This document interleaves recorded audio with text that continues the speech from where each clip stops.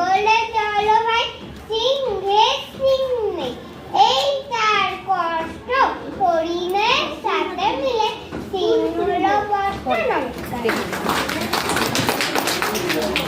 কবিতা শুনলাম চেষ্টা তালুকদারের।